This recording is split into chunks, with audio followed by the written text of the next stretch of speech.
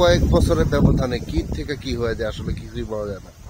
এই জায়গাগুলো অবশ্যই এখনো ক্ষেত আছে, তারপরে এই জায়গায় পুরো এখানে ক্ষেত লাগতো, বর্ষায় পানি, বন্যার সময় পানি ঢুকতো, পানি হইতো, নৌকা দেখা করতাম, তারপরে এখানে আলু চাষ করতো। এখন আগের মতন অনেকটা আছে, অনেকটা আছে বলতে কিছুটা আছে, আর বেশিরভাগই নষ্ট হয়ে, এখন কেউ ক্ষেত টেট করে না। আসলে সবকিছুর দাম হওয়ার কারণ কিন্তু এটা, মানুষ বাড়তেছে, যেই জায়গায় চাষ হইতো চাষি জমিগুলো বন্ধ হচ্ছে, মানুষের বসত বাড়তেছে, যেখানে ছিল ক্ষেত সেখানে হচ্ছে বিল্ডিং। তো এই জন্য উৎপাদন কমতেছে, মানুষ বাড়তেছে, আর ভোজ্য যেটা আছে, যেটা মানুষ আহরণ করে খায়, সেটা খুব বাড়তেছে, কিন্তু উৎপাদন কম। অন্য দেশে থেকে ইম্পোর্ট করা লাগে, যেই কারণে সবকিছুর দাম ঊর্ধ্বমুখী। বাংলাদেশেও কিন্তু অনেক জায়গা আছে, কিন্তু আগে যে সমস্ত জায়গায় প্রচুর পরিমাণে আবাদ হইতো, ধান চাষ হইতো, পাট চাষ হইতো, পাট ছিল সোনালী আঁশ, সেগুলো চাষ হইতো। তারপরে বিভিন্ন রকমের অনেক কিছু চাষ হইতো, প্রচুর পরিমাণে পেঁয়াজ হইতো, প্রচুর পরিমাণে রসুন হইতো, কোনো কিছু রসদের শেষ ছিল না। আসলে এখন আর এগুলো হয় না, এগুলো না হওয়াতে প্রচুর পরিমাণে প্রোডাকশন করতে হয়, বাইরে থেকে ইম্পোর্ট করতে হয়, আর সব কিছুর দাম আসলে এখন তো আসলে বাংলাদেশে মানুষ বাড়তেছে, চাহিদা বাড়তেছে, কিন্তু উৎপাদন নাই বলতে গেলে কি, উৎপাদন একেবারেই নেই। উৎপাদন যারা করবে তারা বেশিরভাগ লোক প্রবাসী, বিদেশে থাকে, কিংবা অন্যান্য কাজের সাথে জড়িত। এখন আর কেউ আসলে খেতে কাজ করতে চায়, যে কারণে সমস্যাটা বেশি হয়েছে। তবে প্রচুর পরিমাণে লোক বিদেশে থাকাতে একটা জিনিসের সবচেয়ে ভালো তো আছে, যেটা হচ্ছে যে রেমিটেন্স আছে, প্রচুর পরিমাণে রেমিটেন্স আছে বাংলাদেশে।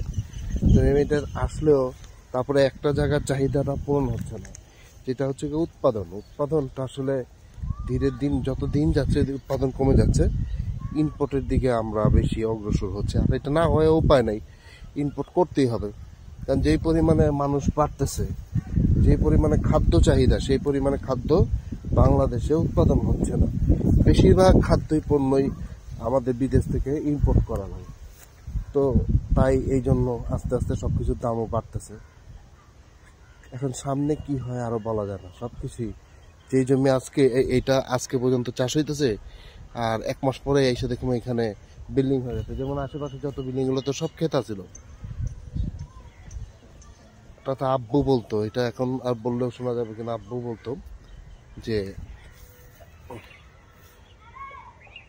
আমরা যা চোখে দেখছি তোরা তা চোখে দেওয়া নাই, আমরা যা খাইছি তোরা তার চোখেও দেওয়া নাই। আর আমরা যা খাইছি, আমরা যা চোখে দেখছি, আমার ছেলে সন্তানরা তা তো কল্পনা স্বপ্নেও দেখে নাই। এখন আবার আমার ছেলে সন্তানরা যতটুকু দেবে, তার ছেলে সন্তানরা তাও স্বপ্নে দেখবো না। তো এটাই বাস্তব, এটা সত্য কথা, একদম চিরন্তন সত্য। যেই কারণে দেখা গেল আজকে যে জিনিসটা দেখতেছি, কালকে সেটা নাও থাকতে পারে।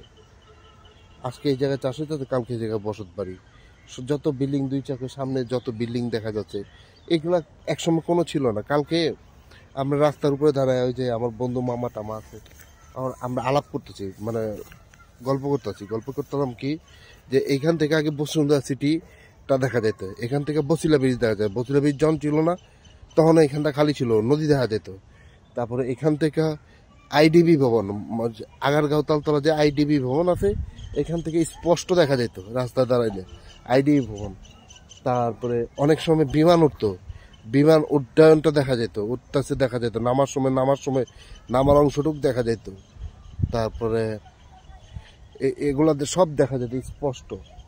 এখন আর এগুলা দেখা যায় না, এগুলো তো দেখার তো প্রশ্নই উঠে না। প্রচুর পরিমাণ বিল্ডিং, মানুষজন বাইরে যাওয়াতে এখন আর এগুলো দেখা যায় না। আগে এগুলো সব স্পষ্ট। তারপরে আবার রাত্রেবেলা ট্রেনের শব্দ, তেজগাঁওতে যে ট্রেন যেত, ট্রেনের শব্দটা পর্যন্ত পাওয়া যেত, যে ওখানে ট্রেন যাইতেছে, সেই শব্দটা ভেকুটা, ট্রেনের যে ভেকুটা পর্যন্ত আসতো। তো যাই হোক, সামনে কি হয় ভালো হয় দেখা যাবে। সবাই ভালো থাকবেন, দোয়া রাখবেন, দোয়া করি সবাই ভালো রাখবেন। আসসালামু আলাইকুম।